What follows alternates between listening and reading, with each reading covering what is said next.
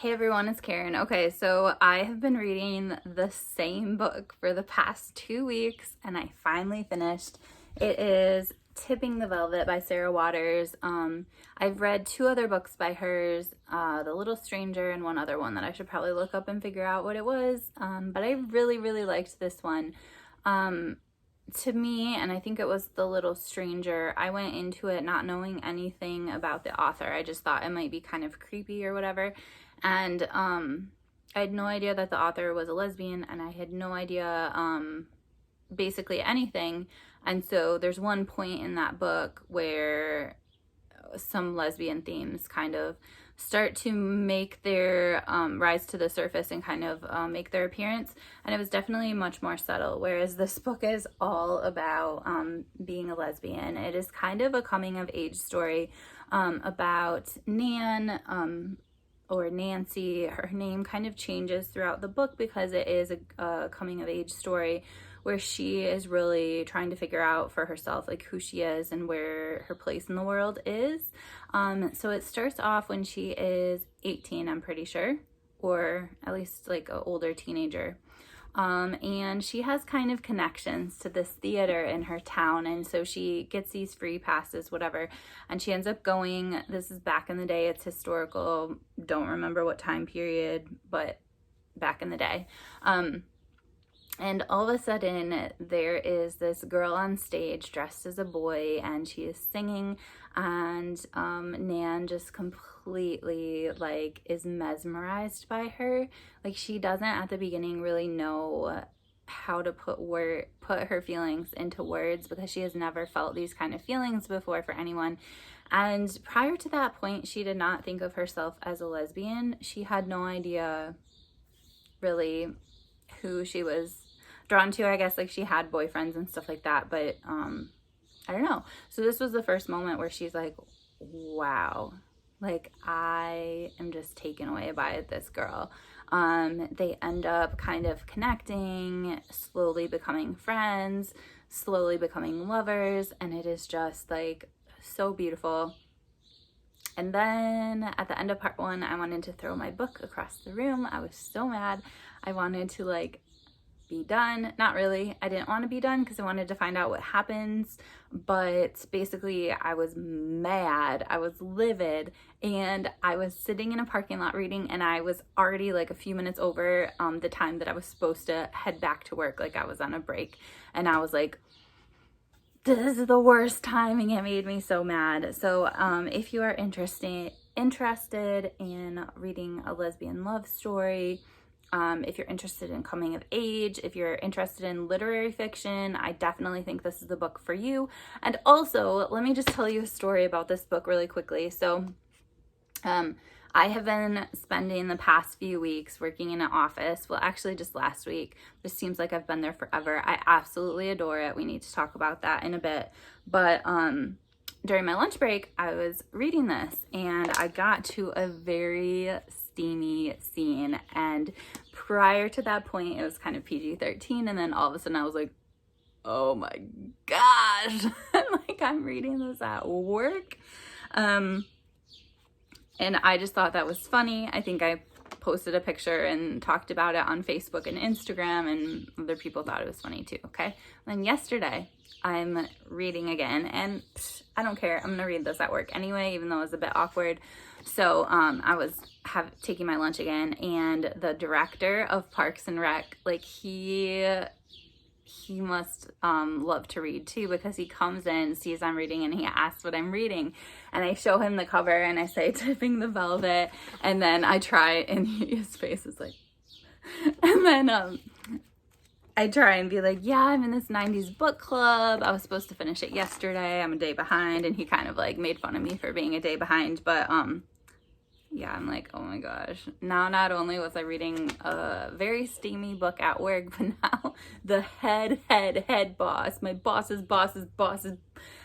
knows what I'm reading. So anyway, I will have to bring something more wholesome to work next time. But not really, because one thing I really admire about this director is he is for reading more diversely and having a more diverse experience in the parks, like what population uses the parks and how can we get a more diverse population into the parks and help them feel welcome there and included and all that sort of stuff. And so this is diverse. If you are a straight person, which I am and I believe he is, this does serve as a window book, and we should be reading books like this. So sorry, boss man. All right. So with that being said, let's do a quick life update. This video is already longer than I wanted it to be, but it is what it is. So this summer I decided I was going to get a side gig to just help with some financial goals I have for myself. And I started out getting hired as a reservation specialist, which means I handle this one house for weddings, open houses, showers, just all sorts of parties and events. And mostly I'm the only person that does that property. We all work really well as a team, but for the most part, that's kind of like my house. And then as far as work, not my house, as far as my house, but you know. And then I was just trained on another property so I can help out another lady who is seeming to kind of want to take a little bit of a step back or not do it quite as much. Anyway, so that's my main job. And then I got hired as a naturalist. So just doing different programs that teach people about nature, adults, children. Mostly I was hired to do summer camps with kids. Okay. Then some things happened and people weren't signing up for our camp. So now all of a sudden I get myself in a position where I am helping the person that like her whole job is like marketing, social media, public relations. I don't really know her job title, but I'm helping her do some more social media posts that are kind of in my niche, which would be like the summer camps and the reservations. So now I'm doing that. So now I have 3 jobs at Parks and Rec, and then I just added a 4th one, which basically they don't have as much staff in the office over the summer as they need, and obviously summer's a really busy time. So now I am like serving as like an office secretary sort of person, like just like here and there, like it's not consistent because I have all my other jobs, but I'm just helping out, and I have been having so much fun living the office life. Like I did not know that I would enjoy office life so much. Like move over teaching because I'm having so much fun. Like I just love the whole office atmosphere with like people coming over to your cubicle to like chat it up with you, and I just love it. My computer screen is like giant and curved, which is a huge perk, although it's not a Mac, but I will get over that. My boss like brings popcorn every day, and so I have my like little homemade lunch in the conference room, but then I have a little sprinkled popcorn too to add a little tasty treat to my lunch. Like I'm just living the life. And then she gave me a tour the other day and I found out where the mailroom was, which was way fun, and where the water bottle place is and where the bathrooms are. Well, I already knew that, but okay. And then we went to like, I don't know what they call it. I have to figure out what it's called. It's not called a cafeteria, but it's a kind of hangout room where there are 3 vending machines, and they're like super nice ones, not trashy. There's even like a refrigerated vending machine with like milk and stuff, which I don't drink anyway, but it looked cool. And then there's all these guys, like tech guys playing ping pong. And then there's also like this outdoor area you can get use your like fob or whatever to your name badge to get out into, and then you can sit outside and have your lunch in this really, really nice area. And I just like am loving the office life, so we will see. But I think I'm basically just saying that I've been really busy and that's why I haven't read very much. But I think this is really good for me to get back into real life after 17 months essentially of not really not commuting to work, you know, just having a very different sort of work lifestyle. Now I'm commuting, now I'm working loads, all that sort of stuff. And also, that being said, to help out my financial goals, when I look at my budget, my highest thing is rent. I'm paying $10.70 a month on rent for this apartment, and I know that's like completely different in different areas. For some that would be super cheap. For where I live, I feel that it's expensive. It's not. It's pretty typical, but it's a lot of money for me. And basically, since I moved here, I like put in for a 1-bedroom, but they didn't have one available at the time of my move, and I'm used to a 2-bedroom. I have lived in a 2-bedroom for close to 8 years now, I would say, at this apartment and the one before. But it was always because there wasn't a 1-bedroom available, not because I necessarily need a 2-bedroom, although obviously I have filled both of them and have made myself at home in them and have expanded. But finally a 1-bedroom is available, so my rent in September will be going down to $835 a month, which is like a huge difference. More book money, or more money for more important, like more responsible things, I don't know. But anyway, so we'll be moving house in September. And so one of the things that I'm kind of doing now is just like looking at my apartment, like, okay, my kitchen, like, what do I want in my new kitchen? My entryway, what do I want in my new one? Like, I am going down 1 bathroom, so I need to like sort through all my bathroom stuff and figure out like, how can I get my stuff into 1 bathroom? What do I not need? Because I do not want like an overly stuffed apartment.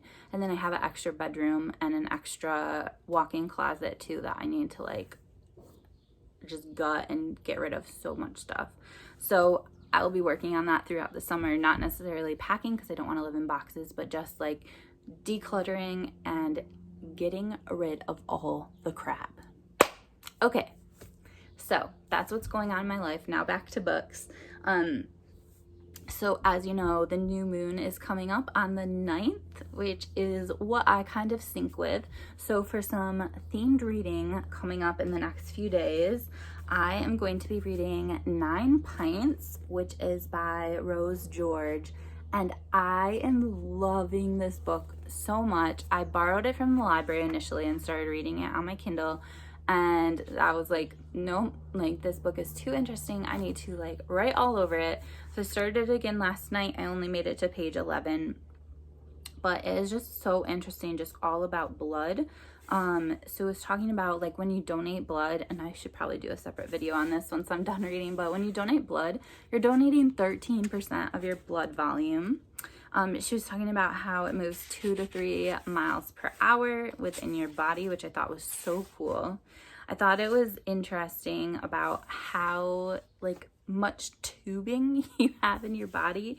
So Rose says the circulatory system of veins, arteries, and capillaries is about 60,000 miles long, twice the circumference of the earth and more. And I had heard that before, but just like hearing it again is so interesting. Hearing about like where your blood is made, like it's made in your bone marrow. And again, I heard that before, but I guess I never really thought about it. Like, where does your blood come from? Where is it made? I learned about what happens about if you are infused or get a transfusion with the wrong type of blood. I learned about that from The Pull of the Stars by Emma Donoghue, but it talks about that again in here, that basically that almost never happens because people are so careful, but it the symptoms could range from itching to death if you get the wrong type of blood within your body. And I will say that the other thing that's really cool about this book is the author is from England, I would believe, the UK somewhere, and so she dedicates this book to the NHS, which I think is so beautiful because like as an American, I'm just like amazed by the NHS and just so in awe, and like I don't want to say so grateful for all of the NHS staff because I'm not part of that group, but like I don't benefit from them, but I just think they're like the most amazing people, the most amazing group, and I just think it's so amazing what the UK has. I thought it was really cool. And this is only in the first like 11 pages. The author was talking about how you can change B-type blood to O using an enzyme from a coffee bean. And so I didn't think that there are ways that you can change blood types. And in addition, I think we know about A, B, O, and then positive and negative for all of those.